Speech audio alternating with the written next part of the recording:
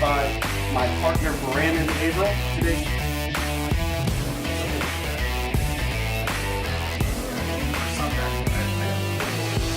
Disclaimer: Eric Averill and Brandon Averill are the co-founders of AWM Capital.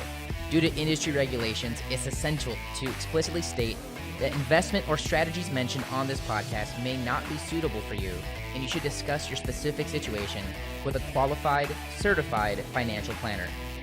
All opinions expressed by podcast participants are solely their own opinions and do not reflect the opinion of AWM Capital or its affiliates.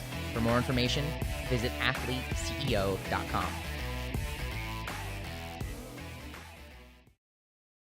Hey there, Athlete CEO listeners. I'm your host, Eric Averill from Athlete Wealth, and you're listening to the Athlete CEO podcast. Each week, we aim to bring you world-class interviews with some of the brightest and successful entrepreneurs, athletes, and business minds today, sharing actionable insight on how to get more out of your business, finances, and life. You won't be hearing any vague theory or strategies from us. Our guests have walked the walk and are committed to sharing the best of what they know so you can apply the lessons they've learned. Whether you're an athlete, entrepreneur, or just looking to hear from some crazy successful guests, this podcast is for you.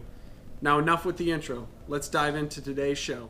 Welcome to the Athlete CEO podcast. I'm your host, Eric Averill. On today's show, we have an opportunity to listen into a conversation that I had with my close personal friend, Scott Donnell. Scott is the founder and CEO of Apex Leadership Company, which was recently ranked the #1 franchise in their category by Entrepreneur. Since 2011, Apex has raised more than $50 million for 2,300 schools across 26 different states, ultimately being able to serve over 2 million students. Apex builds powerful leaders while raising more money than previously possible for schools. Apex combines fitness, fundraising, and leadership into a powerful, united event that builds both funds and students' character education. A few of Scott's most impressive accolades include being sued for $1 million a week after starting the company, my personal favorite, appearing on the FBI watch list for finger rockets, and then ultimately selling his company for millions of dollars only to repurchase it within a year and have to start all over. A few things that you're going to be able to take away from today's show are, first, how can you make both an impact and a profit, not just one or the other? Second, what makes somebody an attractive investor beyond just having money? And then third, what are the hidden details of investing in franchises and how to make sure that you're the one who makes money, not just the franchisor? So let's not waste any more time. Let's dive into my conversation with Scott Donnell. Well, Scott, really appreciate you taking the time today to share your story with us. It's something for me, it's beyond just the personal relationship we have. You're one of the few individuals that I see demonstrate really what it means to have success in all aspects of life, right? You know, a lot of the times in the business world, we'll see guys that have a lot of financial success but sacrifice their personal success. And I think just what you've demonstrated early on with you and Amy has been super impressive to watch. So it's something that I wanted our athletes and entrepreneurs and everybody to kind of hear your story. So really appreciate you being on the show. Excited to be here, man. It's going to be great. Great. Well, I thought a great place to start is a little bit of background. You know, is the podcast is Athlete CEO, and here we are again with another athlete. And for you, you were a college All-American tennis player. So walk me really through that transition of doing something your whole life competitively to attain a goal, and then all of a sudden it's over. Talk to me about that. Yeah, it starts fast and ends faster. And if you can call me an All-American if you want to. I'm more of an academic All-American. That threw in some sports along the way. So I went to Whitworth up in Washington. Okay. Played tennis. Actually played all the sports. Thought I was going to play baseball in college. Ended up playing tennis because I went to state in both. Did really well in both. Ended up getting scholarship for tennis as well. And two of my buddies were playing tennis. So I thought, I'm going to go that route. Plus, you know, I had a really good shot of playing a ton and then we had one of the best coaches in the area. And so went that route, kind of shot off like a rocket. We played a ton, And in my junior year of college, I was scheduled to be top in the conference and just flying through. I mean, it was no D1 crazy gonna go pro kind of thing, but I was athletic and academic All-American, and I tore my ACL skiing 3 weeks before the season, like the huge season, the middle season. Basically being an idiot, and that right there was it. So I came back. I mean, I rehabbed. I played again my senior year, did really, really well, but not even close to where I would have been had I had junior year involved and everything like that. So, but I loved it. I mean, I love being an athlete. I love the academic side of college. I think if I'm going to be honest, the academic side has gotten me 1,000 times farther than the athletic side ever could. Which is funny because most athletes, whether they played pro or not, like they want to have everyone I've talked to in the business world, they want to make sure they have a longer lasting, like financial lifetime. So not just playing sports for a while, but actually having good acumen in business, good emotional intelligence, ability to make cash flow with their skills for decades, not just until some knee injury takes you out or something like that. Yeah, absolutely. I think we'll jump into that a little bit later, but something you hit on there is having that sustainable cash flow regardless if your athletic career is over. Absolutely.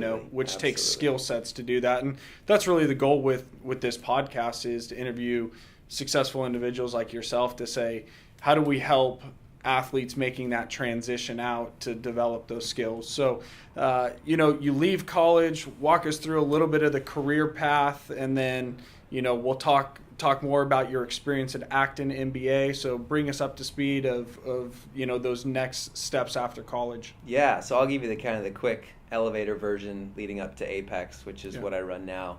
Got out of Whitworth, and it was in 2008 during the financial crisis. Yeah. Everybody around me was losing money left and right, and I was either going to be going to the ministry field, or I was going to be an entrepreneur. I didn't know which one I wanted to do.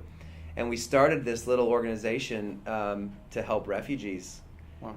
Because they were coming in droves into Spokane at the time, like 10,000. And we were like, okay, we got to figure this out. Well, about a week into doing that, I realized I had no idea what I was doing. So I was like, I'm going to be no good to anybody unless I learn the business side. Yeah.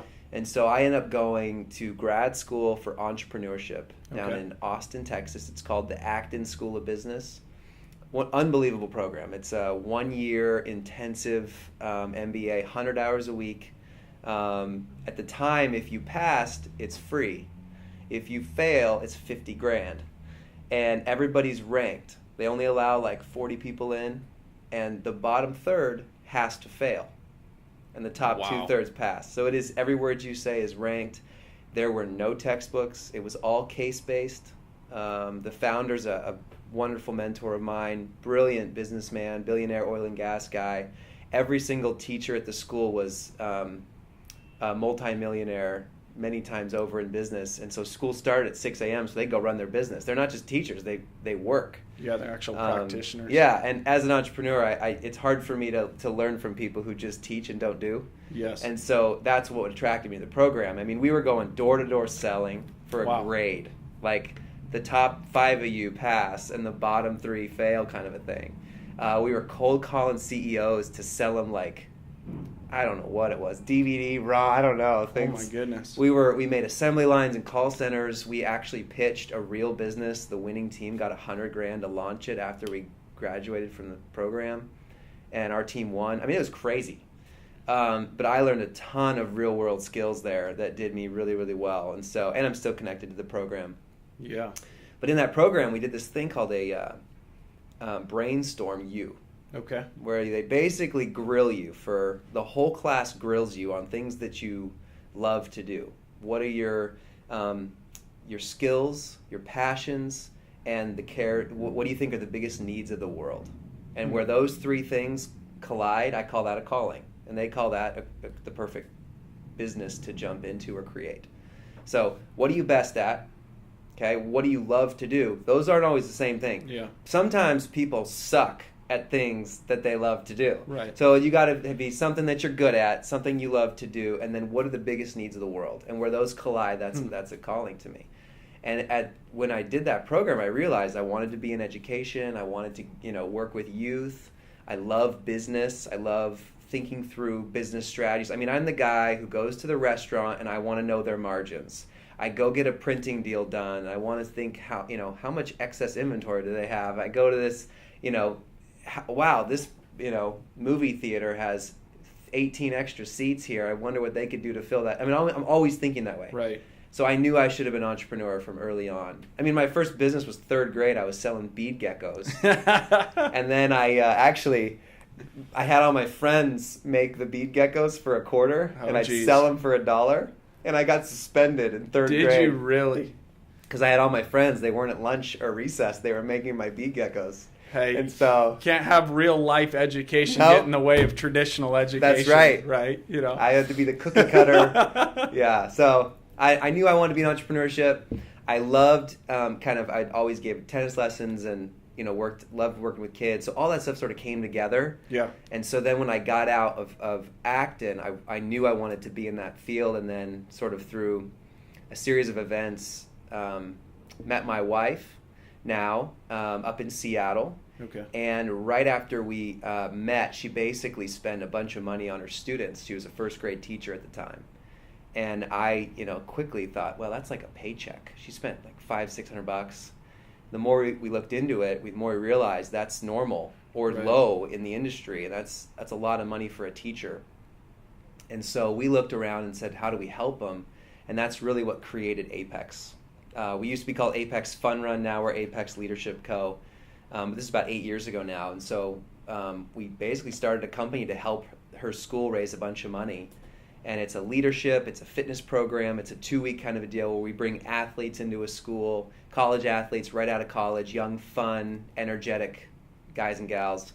Everybody has nicknames, super fun. It's like a 2-week leadership program. Kids raise a bunch of pledges for the big run. Now we do serve-a-thons as well, but it's a huge fitness event. And then the school raises about $50,000 wow. at our program. And then we get a cut of it, cover our costs, make a few $1,000 and move on. Wow. So that's basically the model, and we did that. I was back in 2011, and it shot off like a rocket. I mean, we exploded. We went from 1 to 3 teams.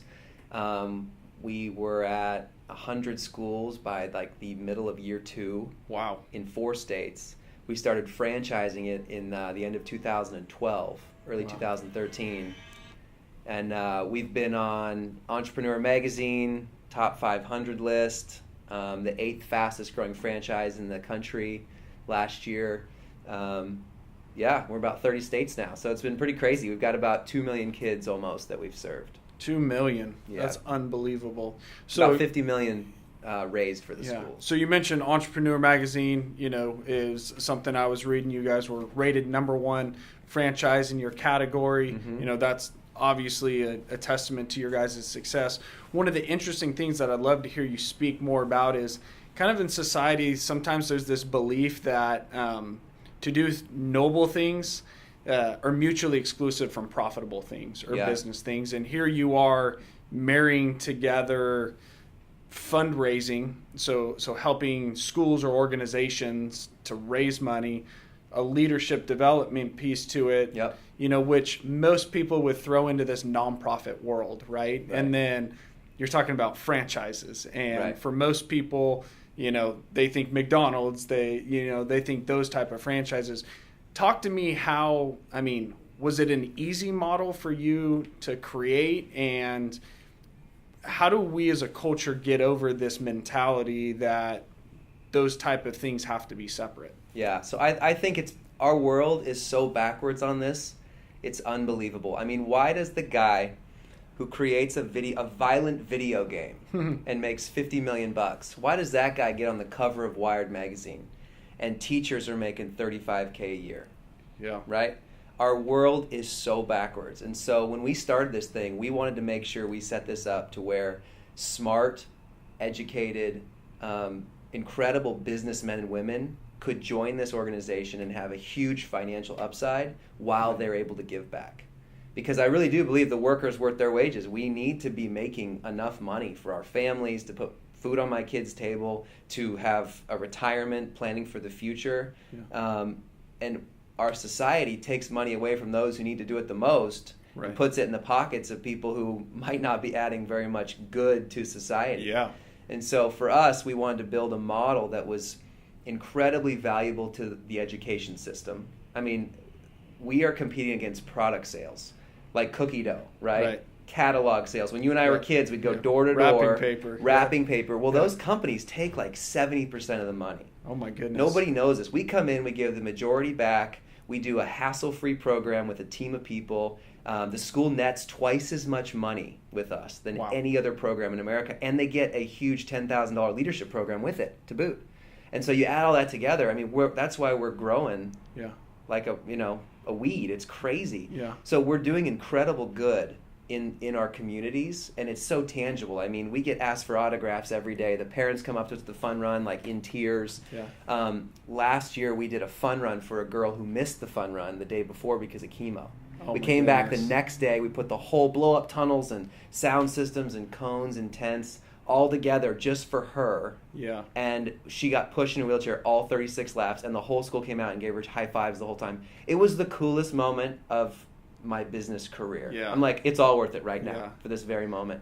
Like, we're doing incredible good, and I believe you should be rewarded for that. 100%. Not just, with love, but financially. Yeah. I think that's important to think through in business, and I think our world needs to kind of double take that, because I can't tell you how many times that I've tried to help out some nonprofit or group, and they ask, is this for free? I hope this is free. You got to do it pro bono to be able to do any good in society. I really don't believe that model.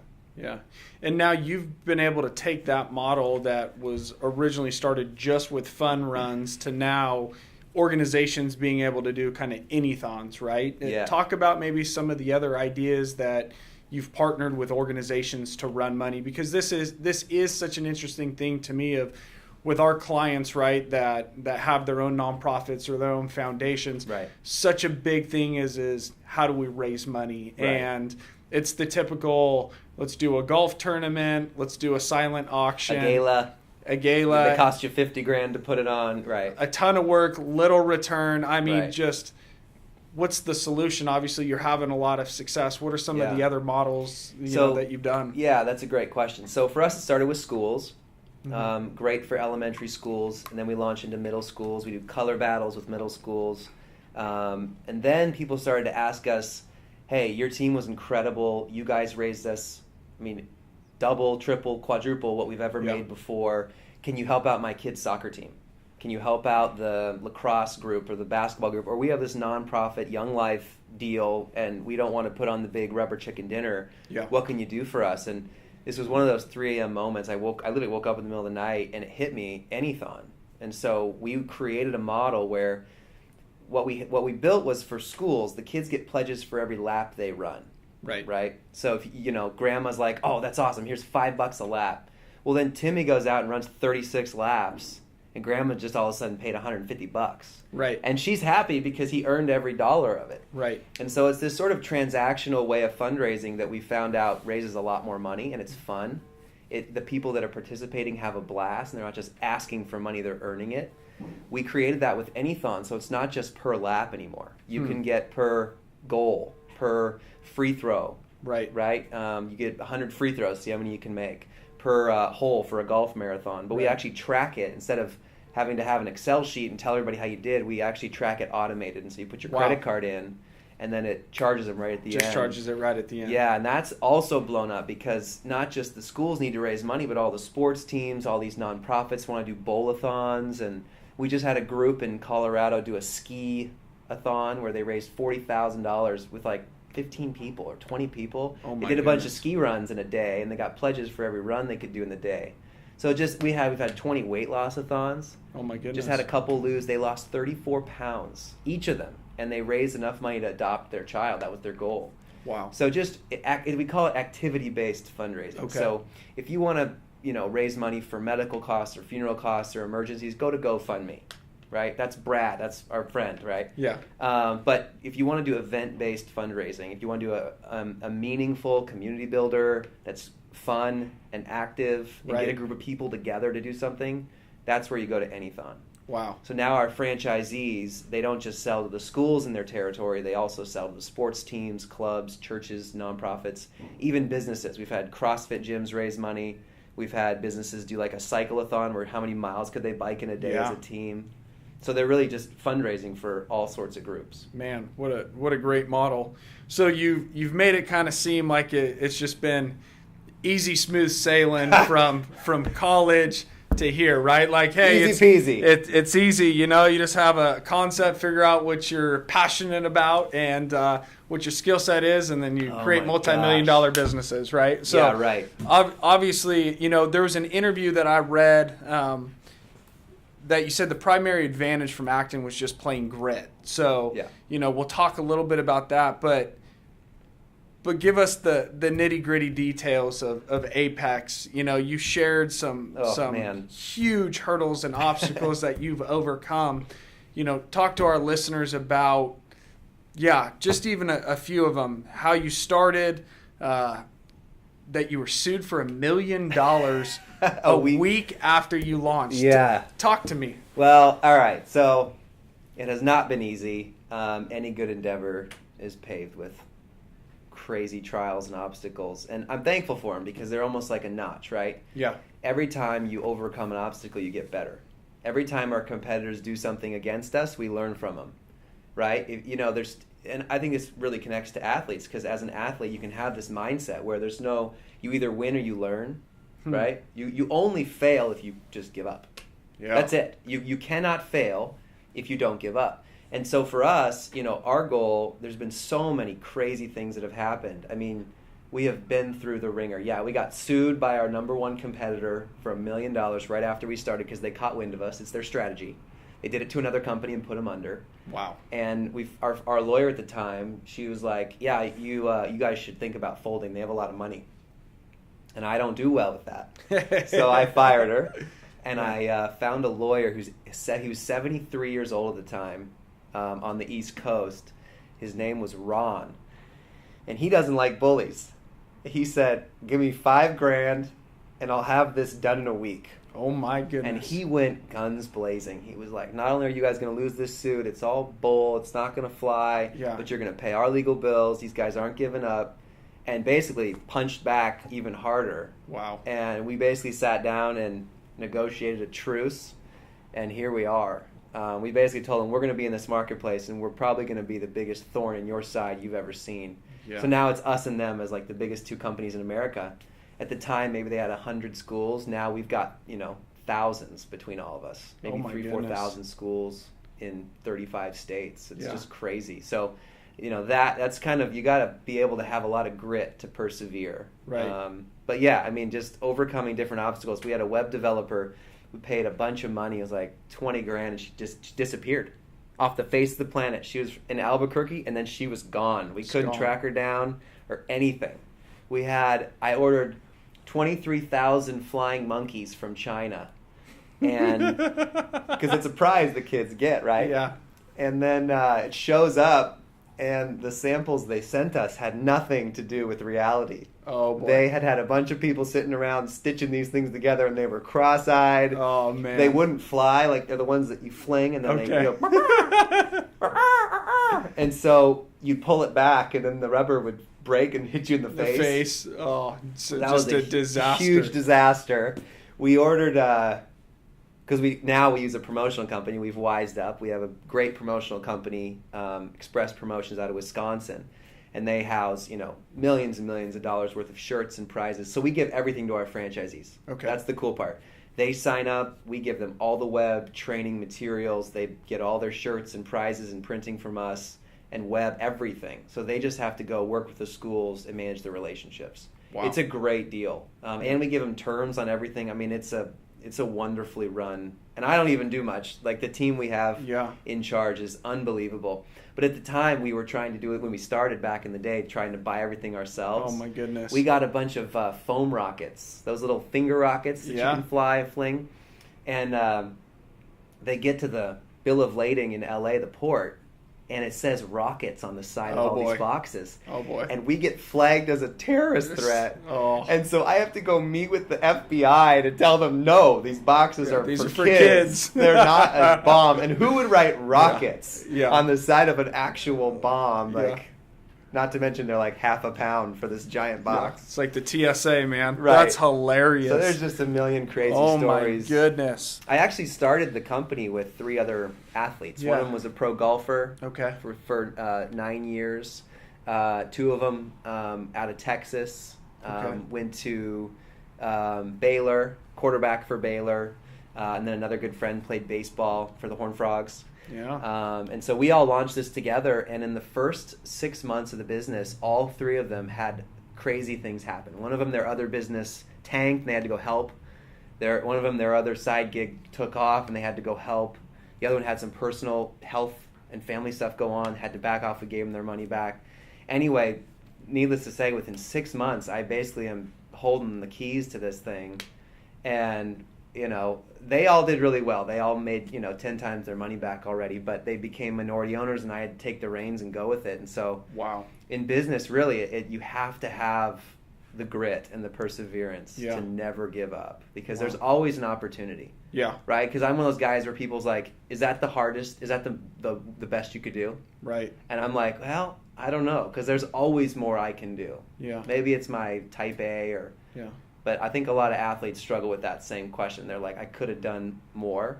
Yeah. But in a way, that attitude gets you ahead in business. It really does, because most people just want to put enough effort in to get the minimum done. Right. But the best people, my best franchisees that are really killing it, they're always doing one step ahead. They're going the extra mile. They're finding the little things that they can do to serve and have a better business, and they're just rocking it. And we'll jump back to maybe some of the other questions. I know at one point you sold the company and ended up part of it. Yeah. And having to take it back over. But before we return there, you started to hit on something of, the type of franchisees that you're looking for. One of the things that we see with our clients or just investors in general is a lot of times there's this mentality that just because I have money, I have a right to get in on a deal, right? And so with your situation, there's this franchise model where you were sharing earlier. For some franchises, the way they make money is just off the initial fee. Right. That's not your guys' model. It's much more aligning in the self-interest of saying, offer this royalty deal. Yep. So you need your franchisees to make money. So talk about, why money's not just enough and what you're looking for in the right partner. Yeah, so we're highly selective. And that would be my first piece of advice is if someone's just slinging deals and they make their money off of people buying a franchise or starting a bunch of restaurants or locking up a 6 area license, or you know what I mean? Right. Those people are most likely great on the front end and bad on the back end. Okay. You got to be very careful of those types of businesses. A lot of bricks and mortar businesses can be that way because they make a lot of money when somebody decides to spend $1 million and build a facility. Right. Our business, we really care about the long term, and we don't really make any money on the upfront fee. Okay. So, and that's, we actually do it on purpose because I want to make sure it's a mutual win. If they're doing well and they're successful, then I'm making good royalties and I'm doing successful. Right. And so for us, I mean, the entry fee means nothing. It's really about getting the right partner who's the right fit. They have the right acumen, the right personality, their funds are correct, their family's in a good situation. I mean, all of those things affect your success in a business. And so we weed out a lot of people to get to the right people. And it's not easy. It's really not, because some businesses want to take everyone with a pulse because they just want their money or their name so that they can go sell more to someone else. Right. We have to be very, very selective, find the right partner. You have to have a heart for kids, wanting to give back to your community. But then also you are really good at sales. You understand a P&L. You can mentor young people, right? You want to build up right out of college guys and gals and grow them into team leaders and managers, and maybe even have them run your franchise or launch another franchise nearby that you can partner with them on. Like, we love those mentors. Like, our mission is to build leaders as a company. Apex Leadership Co. build leaders. That's our number one mission. So Yeah. I want to find people that are building mentors, and they're mentoring and building the people around them at all times. My number one franchisee, she's incredible. I mean, she's absolutely killing it in this business. Better than I ever thought someone would do. Yeah. But she also has 4 employees who have now grown up to own and run their own franchises. That's fantastic. And she's a part owner with some of them. Some of them just went off and did it on their own. But all of them point to her as like the number one reason, and thankful to her for kind of launching them out. Wow. That's the kind of people we look for. So what you kind of hit on there is the other thing that we see a lot of times from athlete communities is, hey, I have money and my name means something. Yeah. We were talking offline that you've come across situations like that where you have an individual that thinks, hey, my name's going to make this successful. Talk through that, and what advice would you give to an athlete that says, I want to do franchises, my name should carry the weight. What's the true expected result? Yeah, and I don't want to burst any bubbles here. Yeah. I want to be careful. Yeah. Because sometimes a name does help in the exact right situation. Okay. We have several franchisees that have been pro. One of them is currently a coach in the NBA. Incredible guy, love him to death. But a lot of times in business, name doesn't necessarily directly relate to dollars. Okay? Interesting. Like I said before, acumen, emotional intelligence, ability to sell and connect, running a tight ship, having great people. Those are the things that 100 to 1 are going to make you money long term. Okay? And in fact, I will credit this franchisee. They just haven't had time to put in, and they thought their name could do everything, and it really didn't. Right. And we warned them of this, but the name didn't really get you a bunch of schools in our business. Now, they love it if someone can come to a pep rally and fire it off, and I mean that raises $5,000-$10,000 more. That is great. Right. But you've got to be really careful when someone comes to you and says, "Oh my gosh, this is going to be the easiest thing since sliced bread. You pay the money up front." And it's I think in the industry, in the franchising world, people call it a passive income business, where you can just pay it and watch the checks come in. That is a rare unicorn that I've never seen. Okay? And trust me, I know hundreds of other CEO, entrepreneur, franchisors. Right? I'm friends with the guy who started Subway a few years ago. When we sat down, he told me that our company was 6 times more valuable than a franchise of Subway because of how much money we can make on the money we put in versus putting in hundreds and hundreds of thousands of dollars to build a unit, right, that cash flows is maybe over 3 or 4 years. Yeah. Our people can make their money back super fast with a lower investment and then roll that into more and more and more. Right. So, but we meet all these guys. We all get together at conventions. We help each other figure out, what are the best ways to serve our clients, get franchises, get the right people, not the wrong people. So we all talk about this. And I'm telling you, if someone tells you it's a passive income deal, set it and forget it. Envelopes come with money in the mail every month. I mean, it's a unicorn. And if you do find one, email me. I'd love to capture it. Yes. Study it. Replicate it. Yeah. So that's what you really got to be careful of. That's great. I think that's great, and I thank you for sharing that, because for the athlete community specifically, franchises are one of the investments that are dangled out there. Exactly what you said. It's mailbox money. It's passive income. It's a beautiful story. It's kind of the rental income of rental homes. Right. It's pitched in the same way that, hey, you throw some money at it, it's easy breezy, money's going to show up in your mailbox, and we know that's just not true. Right. If you were, so if you're speaking to someone who's still currently playing, is your type of business, is it something they could be the right fit for now, or is it something they need to wait till after their career? Is it partnering maybe with somebody else so that there is the name brand and it's more of a having somebody who could run it on a day-to-day basis, Yeah, I will say this. Mailbox money is great, but that doesn't mean you can't have a self-managing company. Gotcha. There's a very big difference between mailbox money and a self-managing company. I'm getting to the point right now where if I got hit by a bus, my 450 people around the country would run like clockwork. Wow. Right? I am not as important as I think I am. Yeah. And that's a good thing in my business. And I think every athlete should think that way. But to get there, you should be thinking about the people to bring on board, learning every piece of any business you get involved in. Every piece, right? Start at the front lines, and then become a manager, and then understand the numbers, and then understand the sales side. If you don't understand every piece and every dollar of where your business is going, that you're spending and then making, right, it's hard to run a good business.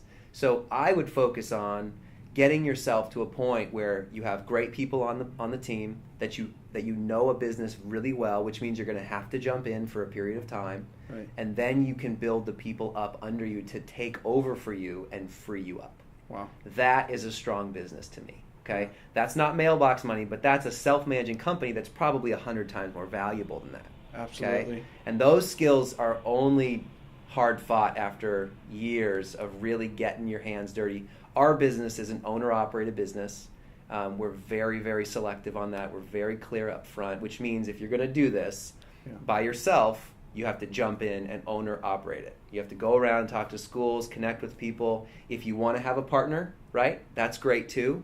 But they've got to be a good one, a good partner that knows sales, they know business, they know expenses, they have good experience, and they can jump in that they are going to be full-time. Wow. You can use your name, which is great to connect in our businesses with schools or clients. Yeah. But if you have the right partner who does have that experience and can jump in full-time, right, then we'll allow that. Wow. Okay? So those are kind of our rules around it, because I don't really care if somebody wants to buy 3 territories and then sit around and do nothing. That does really not much to most franchises. If they're good, they don't want that at all, because that can deflate the business. That can hurt the brand. Yeah, bad brand. You're not making money. Right. Yeah. So, when it comes to, you're talking about learning a lot of the business acumen and the skill set, and one of the things that I love that you launched here in town is teaching kids about business, right? Yeah. Launching the children's business fair. And it can feel overwhelming and daunting when you maybe are sitting here listening going, I'm focusing on trying to hit a 96-mile-an-hour fastball inside, right? Which I cannot do. Right. Or it's you're trying to figure out how to, just stay healthy and stay on the field. Yeah. And now I've got to become this business person. It can feel like this big jump. Talk to us a little bit how you're teaching kids about business, and maybe how that would translate in if we had one of our athletes sitting right here with you. If they said, okay, Scott, I want to start today to learn, where do I start? Walk us through both of those. Yeah, and I can give a bunch of resources as well. Awesome. After this. That'd be helpful. But I think where I would start is, I said earlier that grit is the number one thing I look for in a new hire, or a franchisee. I don't say an MBA. I didn't say spend a bunch of money to get some degree somewhere. I really think that if you have a few key personality traits and a few key character traits, perseverance, grit, integrity, great work ethic, and you're strong in relationships, right? And you can be detailed when you need to be. Everyone has different personalities, but if those are sort of the key things you want to look through, you can easily learn the pieces to make a business successful. You do not have to fear, especially not having to pay another $100-something thousand to go get an MBA for 3 years somewhere. Right. That might be fun, and it might get you some networking, but if you really want to be kind of the master of your own future and build value and equity and long-term sustainable cash, yes, there's a few key skills about. It's not hard to understand Excel and a P&L. Right. It's not hard to understand some core sales tips, because all business is, when you break it down, is sales and operations. That's it. Can I find something that's valuable to someone else that they'll pay me more than I paid to get it, to make it, right? That's it. Yeah. And the key to wealth in life is just spending less than you make, right? Yeah. My Dutch grandparents are richer than most anyone listening to this podcast, right? Because they have been smart with that one little piece of advice for Absolutely. 85 years now. Yeah. Right? Yeah. Because once you hit a couple Live within million, your means, man. the next couple million come if you're smart. If you're, if your liabilities are much bigger than your assets, you're going to go downhill in the toilet quick. Yeah.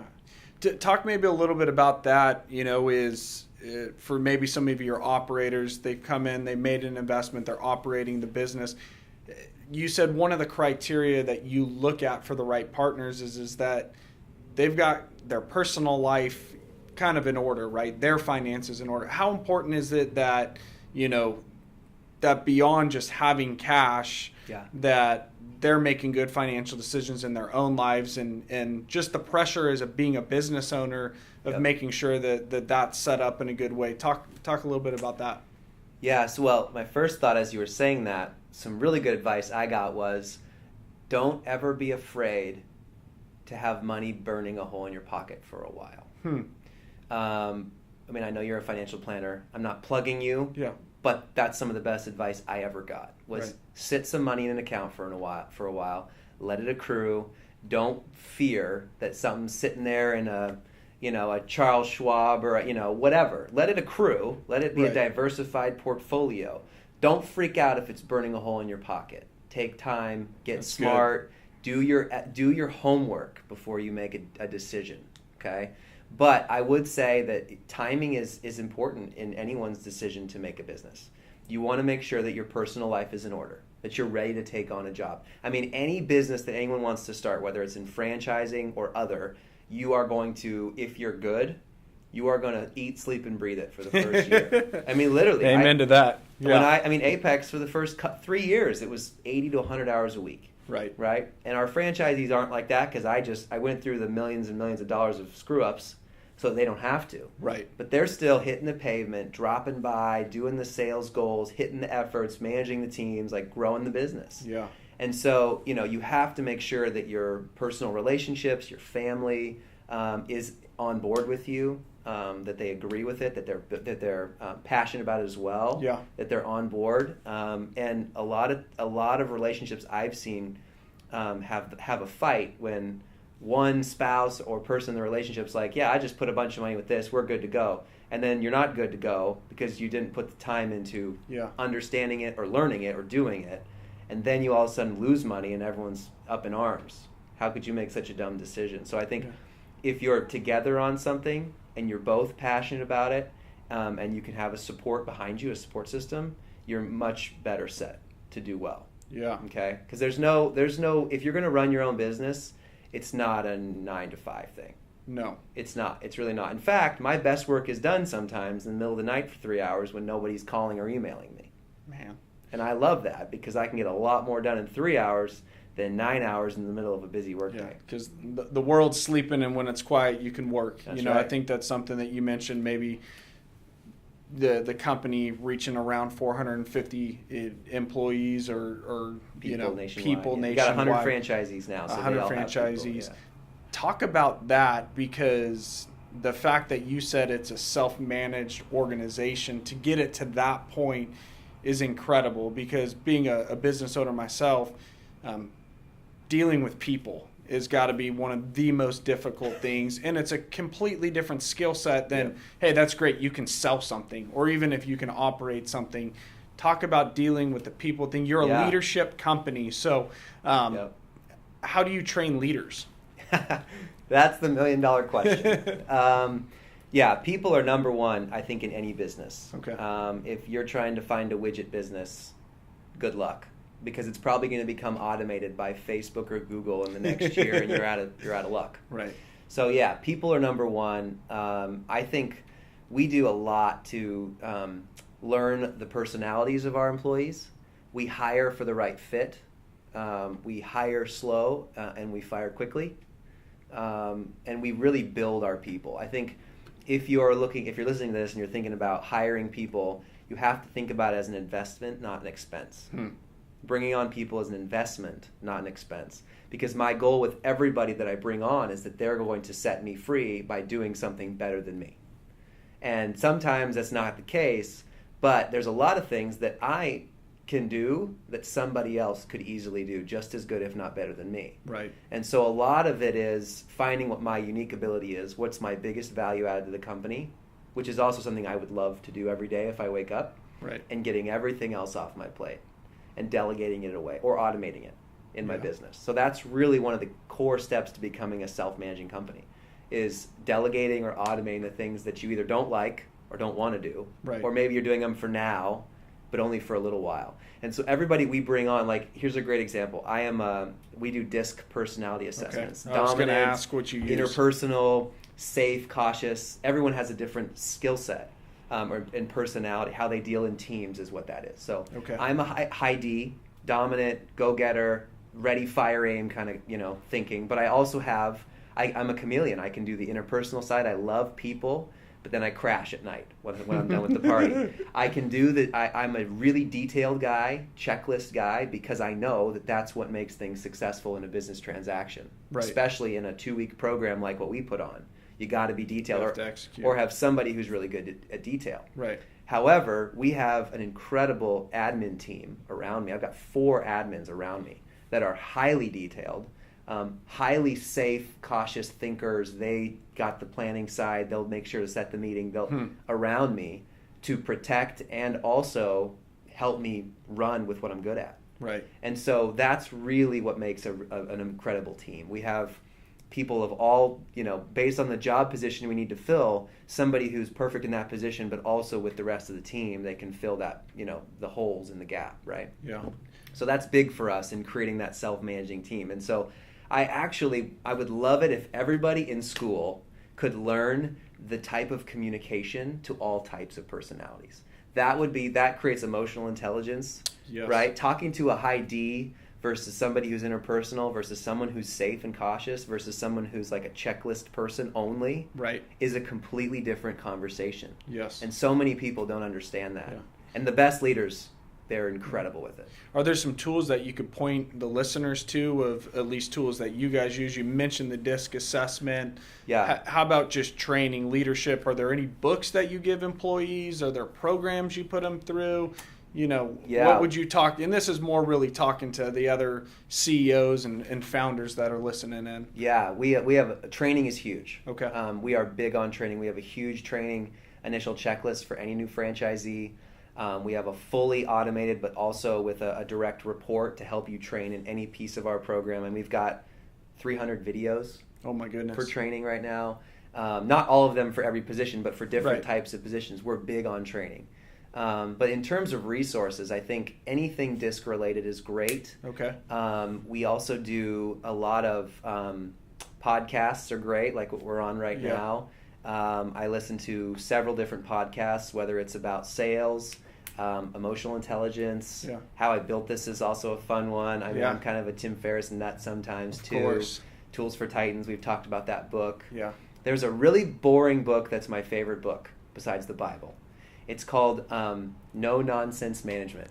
Yeah. It's a 30-year-old book by some old lawyer guy, and it's 160 pages long with 160 chapters. Yeah. Very simple stuff. Here's what you do in this position. Here's how you can talk to somebody if this happens in your business. Here's how to manage. Here's how to think through a strategic issue. I mean, I have mine so chalked up. Yeah, it was a recommendation you made to us close to probably a year ago, and it's funny, we ordered it on Amazon, and sure enough, it's this used old book. Yep. And but it has it, and I think that's the the truth and wisdom that stands the test of time, and I think it's the communication thing, and so much of what we've learned with our employees is giving them clarity of understanding of what their roles and responsibilities are, and how that connects to why it's important. Right? Is you're giving them a vision of why their job matters, and I think that book is, it's so funny because it's not sexy. It's not going to be on the New York Times bestseller it's brown. list. It is. It's ugly. It's ugly. It is. But man, it's been a blessing to our company. So I'm glad that you shared that. Any business relationship thrives when you have crystal clear expectations and goals that both people agree on, and when you keep accountability to those goals. So check-ins, how can I help? How do we fall short? What can we change? How can we get better? Clear expectations and clear accountability are the best business partnerships, business relationships to an employee, to an employer. In our franchising world, we try to keep everything as crystal clear as possible. that is probably the best relationship in business you can have when those two things are clear. And then obviously like the why you're talking about. Yeah. No one cares about the what and how of a business. Yeah. The why is the heart of it. Yeah. Simon Sinek has this great video about the why more important than the what and the how. How Apple cared about the why of doing what they do. Absolutely. Way more than the what or the how. Versus maybe Microsoft, who's we're big on software. That's the what and the how. But people are like, yeah, but what's the heart behind it? Right. Apple's like, we want to make visually beautiful products that are easy to use. Yeah. We just happen to make great computers. And by the way, because we care about the why, we're also making great iPhones and iPods and iPads and now cloud services and watches. Yeah. They started with the why. And so everybody who came to Apple agreed on the why. They were passionate about the why. Yeah. So Apex, we believe in the why that every kid is going to change the world in a powerful way. Beautiful. Right? And so anyone who believes in that vision and that passion, and we want to build them into the next generation of leaders. Yeah. And we attract people because of that. The what and the how is now taken the form of a fund run or a middle school color battle or an anython. But the why is what sticks us all together. And I relate that so much back to when we were athletes, right? You had this goal of wanting to win or perform or to make a certain team, or for these guys, it's to be an all-star, to be a Hall of Famer. There's this vision that's driving them. And that's why they wake up at 6 a.m. and they eat a certain way and they train a certain way is that's all a means to an end, right? And I think so often we forget to highlight what that vision is and to light that fire inside of people. So it's so good for them to hear. Is talking about goals and leaderships, one of the things that I loved when I was doing a little life research on you is you put it out there talking about, you said you have 72 goals, and this is on your LinkedIn profile. So, I mean, you're a hilarious guy, so I know there's probably a little bit of that in there, but I also know you're a guy who lives life on purpose, and two of them really stuck out to me, and it seems like one you've probably already accomplished through the number of kids that you've helped. But first, you wanted to own a business that employs 100 people and then own a business that helps 100,000 people. And I know those aren't just so you can check it off and say, I'm great. What is that driving force of why that's so important to employ people and to help others? I'm surprised. I got to update those goals. Yeah, you've crushed those goals. Yeah, whoops. Yeah, now it's, I think it's 1,000 people and 10 million. Wow. To serve. But yeah, I think goals are huge for me just because I always want to have something to look forward to and hit ahead. But I don't ever, this is important because a lot of people they live life unsatisfied because all they think about is an ideal, like an ideal ahead of them that they're trying to reach, a goal, a perfection image of themselves in the future. And they always measure forward towards that ideal and they're never happy in the present. Wow. Only if I would get this extra deal. Only if I would make this extra million. Only if I would have the X amount of this, blah, blah, blah, blah, blah. Right. The best way to go about it is to have high goals, but measure backwards.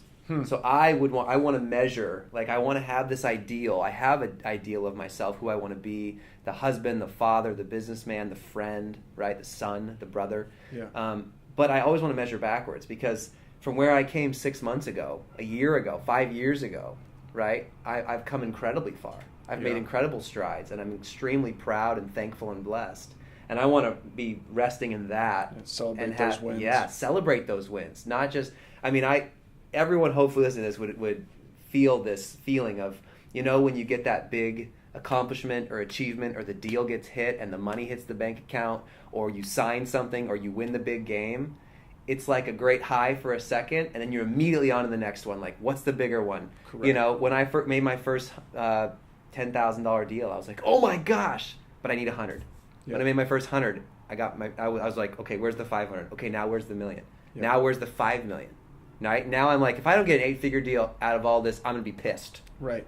That's a life that I struggled with for a long time. That's a life of just unhappiness. Wow. And dissatisfaction and discomfort too. Yeah. Looking backwards, being like, oh my gosh, look how far we've come. Look how many people we've been able to help. Look how man, I found an incredible woman, and I have incredible friends, Right. and I have an incredible network of people who love me, right? Look back and be thankful for where you've come. Yeah. That's huge when it comes to setting goals and setting a plan for yourself. Man, that's gold. So That is gold.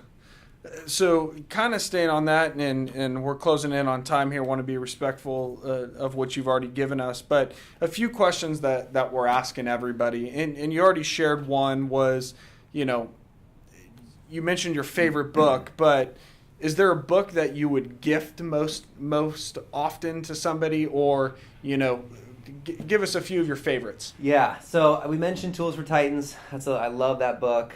No Nonsense Management. I gift that more than anyone. There's another one that's great by the head of people at Google. Okay. Called Work Rules. Interesting. Not rules as in like a bunch of rules, but rules as in like, this is awesome. Work Rules. Yeah. It's a big yellow book. I Okay. love that book. His last name is Block. Okay. Incredible book. I love that. Just talks about culture. Really setting up an environment. It doesn't have to be about beanbags and see-through walls and stuff. It's really the type of people you attract and how you set up a culture that lasts for decades. I love that book because I'm a big culture guy. One of my number one jobs right now is building our culture and really celebrating the right things in our business and encouraging people at the right time and the right place. So that's a great book on culture. I love... I just escaped me. What was it? Oh, if I think about it, I'll email it to you. Yeah, that'd be it great. had to do with sales. That's what it is. Okay, so anyone who listens to this about sales, there's a book called Traction that really changed the way we do business. Wow. I read it a couple years ago. It's by the guys who created DuckDuckGo. It's like a search engine competitor to they're Google. the EOS implementer guys. Yes. I think Rocket Fuel's their other book. Yep. Yeah. I love that book because it's so practical. It basically says there's 19 main categories to sell anything. Wow. And in every industry and in every product or service, there's probably 3 that work great and 15 that stink. Wow. But you don't know what the 3 are until you try them. And so it creates like a bullseye framework where you just do a test in every single one and see what hits and see what doesn't. Anything from pay-per-clicks to impressions to conferences to podcasts to door-to-door to you name it. Yeah. And so it's really cool to help you think through the best way to market your product or service. Well, So I love the word. It's called Traction. It's also a big yellow book. Maybe I'm just attracted to the big yellow books. Big yellow books. Yeah. And for the audience listening, we'll make sure that links to all of these are in the show notes so people can go and check them out. Kind of next question: if you were to give advice to a smart, driven athlete who's in that transitioning from closing out their career and interested in jumping into the business world, what advice would you give them? Yeah, that's a great question. I would definitely say you're going to get a lot of people who want to use you, who want to connect you to what they're doing. And I've experienced it. I've had close friends that are professionals. Some of my best friends were pros for a long time. It happened the moment you make money, or you have your face out there, or you have more than 10,000 followers anywhere. Yeah. People are going to want to use that for their own ends. And I think you just have to have a good, close group of people around you to advise that you can trust, because they're going to come from everywhere. And so I would say the best thing to do is take your time, take a breath, get your current assets and your life in order. I mean, just the simple stuff. Where's my money being managed? Do I have a will? Do I have a trust? Do I have, things set up around me to where I can prepare myself to then jump into the right opportunity? You should never be putting, everyone has their own percentage, but I would say, more than a quarter of your full assets, you should not invest in something crazy. Some people it's 10%, some people it's 50%, but the number varies. But I think if it's more than you feel comfortable letting go of completely, as if it goes to zero, you probably shouldn't put that in any sort of a risky investment. You should be smart about what you want to do. Then, what do you care about? Go back to what I said at the very beginning. Yeah. What do you love to do? What are your best skills, which aren't always the same? Right. And then what are the biggest needs in the world? Okay, because we already talked about the why, but what are the biggest needs in the world to you? I mean, if you really care, when you wake up in the morning and you look at the news, not the sports news, the news, what are the things that they irk you? Or you find yourself reading them, or you all of a sudden, or you spend 45 minutes reading a bunch of articles related to this specific topic or issue because it's fascinating or it's a big need in the world. Yeah. That's the kind of stuff you should listen to. Yeah. And then what is your flow time? I call it flow time. What's something where you go 7 hours and you forget to pee or eat? Yeah. You know? And all of a sudden you're like looking up, like, where did the day go? Where did the night go? Because I spent so much time doing this project or this, reading up on this or thinking through this. Yeah. What was your flow time where you just feel like you lose all track of time because you're so focused and energized by what you're doing? Yeah. Those things would be a great indicator of what you want to get into. Yeah. Okay? Man, that's gold. You started to hit on it, just even limiting to 25% to an alternative investment type world.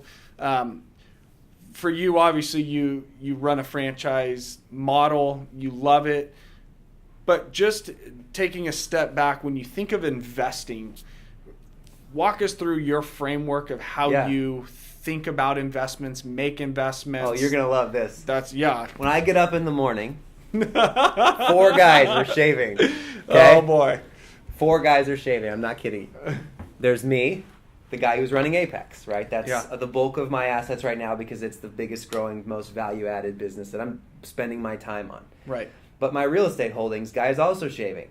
And he's going to go to work today, and he's going to see what kind of day he's having. Yeah. So we buy tax lien. I'm partnered with another guy we both know together. Yep. We do real estate together. I have 2 other guys who manage some of my money to do real estate investing. Yeah. Okay, so I've got 4 or 5 different deals there that I don't really focus on.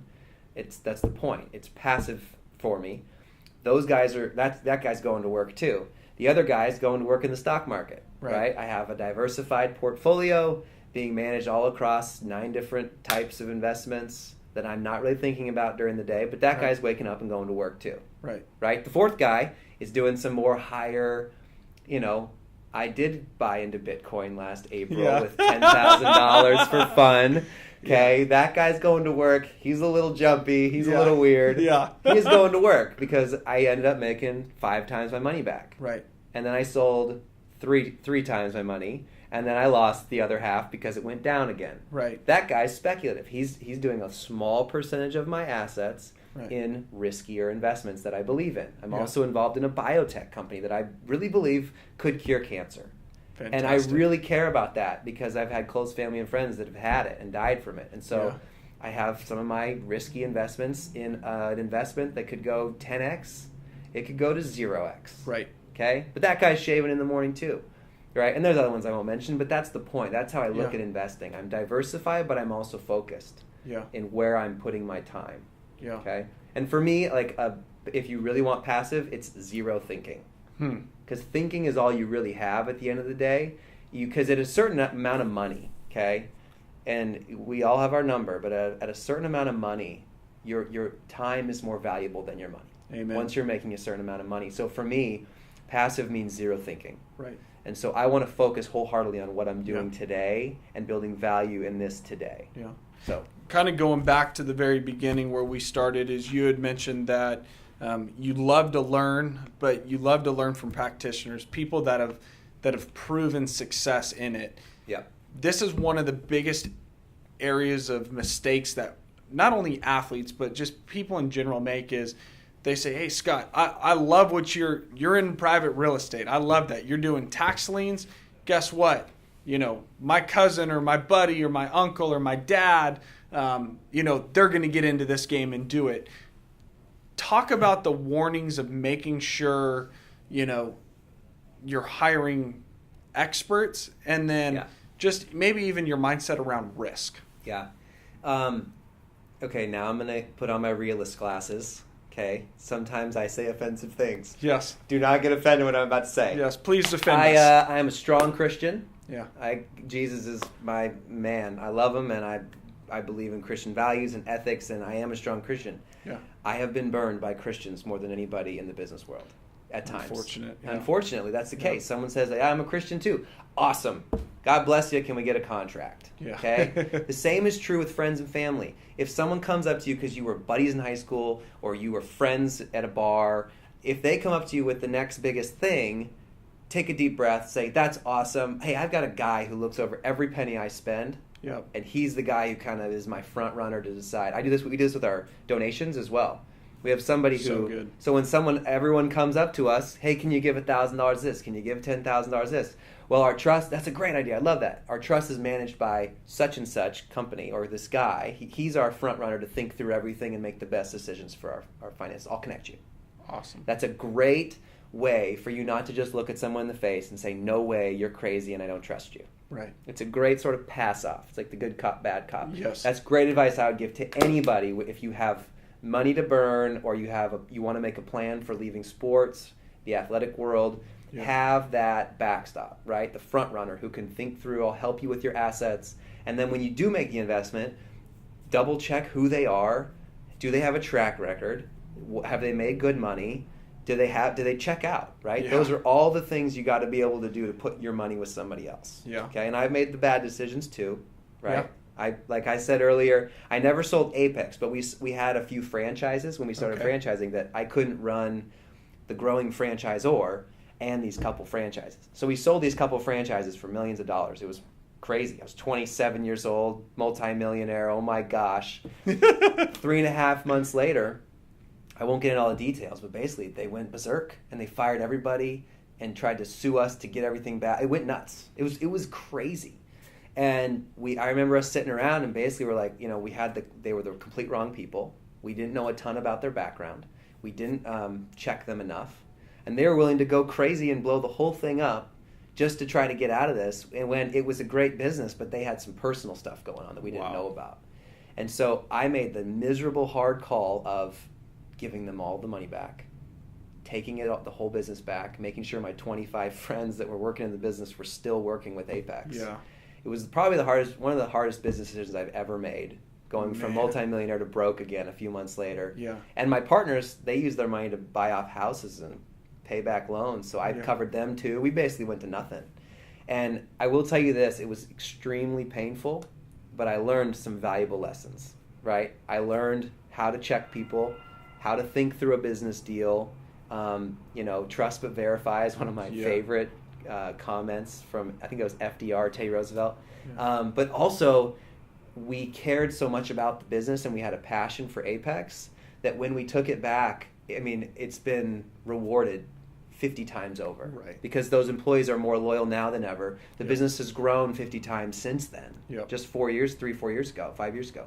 So that is what I'm realizing about, we are making the decision people over profits day in and day out, and that loyalty is being rewarded. So I would make that decision a million times over, even though now I'm that cliche 20-something that made money and lost it all and went broke. Yeah. So I'll wear that notch with pride because I learned a lot. Yeah, right? We learn so much more, it seems, from our failures and our struggles, than a lot of times our successes. Yeah. Well, really, last question, and we'll wrap up. Really appreciate all the knowledge you've been dropping on us. Is what's the one best investment that you've made? And it doesn't have to be with money. It can Apex. Be time, hands effort. Down. Yeah. No. Sorry, finish. No, that's obviously Apex. But thinking of the one best investment of money, time, effort. If you can't mention Apex, obviously you've built this incredible business. Well, and I'm biased because I started it, but I would say it is an incredible investment in terms of not just money. I mean, we have a great return timeline. I just had someone sell their territory for a dozen times. I mean, it's a huge win if you are the right person for the job. Gotcha. But it's a return to me, and I think this is maybe what you're getting at. A return to me is much more than money, right? Like, I consider Apex as an incredible investment, right? Yeah. But I also consider diversified portfolios and real estate holding. Those are also great investments. But to me, a good investment is something that I can put my name to it. Okay? Not only was it a great financial return, but I can put my name and my reputation and my integrity on the line for that business, for that job, right? That is an incredible return as well. To take true pride in what you've been able to build and grow, I think has more reward than anything financial could ever do for me. So it's not just the money, okay? That's fine, okay? But for me, it's really about I was able to leverage something with my own hands that has such incredible value for the community, for millions of kids, for millions of parents now. And like I got a letter from a parent that was 3 pages long about how our program had transformed the life of their kid. Man. They had never treated their sibling with respect or kindness. They actually the other child was extremely quiet, didn't talk in school. And then when we came to school, the kid went nuts. The second grader, this girl, she raised her hand and she was talking in class for the first time ever. And then her son was being more selfless than he'd ever thought possible. So that stuff to me is worth its weight in gold, right? So the best return, I could say, is finding something where not only it's a good financial win, but it's something you love, that you care about, that serves other people. Because that's the greatest reward you can get, is when you're serving other people and they're thankful for what you do. Yeah. Right? Absolutely. Philanthropreneurship is our coined term for this. It's gold. I mean, it's the impact investing. I think we talk with so many of our founders and our athletes is, to your point, we all have our own number. But there's been the Happiness Project that's shown, right, somewhere around $70,000. Yeah. Incrementally, every extra dollar is not really going to bring you much more joy. So I think it really is that success significance conversation of going, what is the significance behind it? We've been blessed to be a blessing. How do we raise all tides? And with the athlete and the founders have such platforms to really do good in this world. And I think you're once again a beautiful model that you can have great financial success and help a ton of people, so it's a great thing. Before I let you go, if our audience would like to reach out to you, especially to learn more about Apex and the franchise opportunities, what's the easiest way for them to reach out? Is it website, Twitter, Instagram? What is it? I think just connect with us personally. Okay. You can go to apexleadershipco.com and learn a lot more about us. You can send me a personal email, scott@apexleadershipco.com, and I'll connect you with the right people. Or my admin who reads a bunch of emails will connect you. I try to do all of them myself, but if it's overloaded, then they definitely help me. But yeah, connect personally, and we always love having a conversation, because then you can find out a lot more about people and if it's a great fit. And we are not, I don't like salesy. It feels like an infection when someone's too salesy. Yeah. So I'm really big on just like asking questions, because this is a partnership. Franchising is a partnership. It's not sales. We don't sell anything to anybody. They are awarded a territory if they're the right fit. Right. So we just want to have a conversation if it's the right fit for somebody. Yeah. And if not, we'll pass you on to what we think might be a right fit. Yeah, that's great. Well, thank you once again. This has been fantastic. Thank you. Yeah, lots of knowledge. Loved it, and thank you very much. Glad to be here. Thank you so much for listening to the Athlete CEO podcast. I hope you enjoyed our show today and are ready to take action on the advice from today's episode. Our goal with the Athlete CEO podcast is to make it the go-to resource for athletes and entrepreneurs looking to take their game to the next level. Love the show? You have any suggestions on how we can improve? We'd love to hear from you. Send us an email, tweet, and share your thoughts. We do our best to read every single one. We'll see you next week with another world-class episode.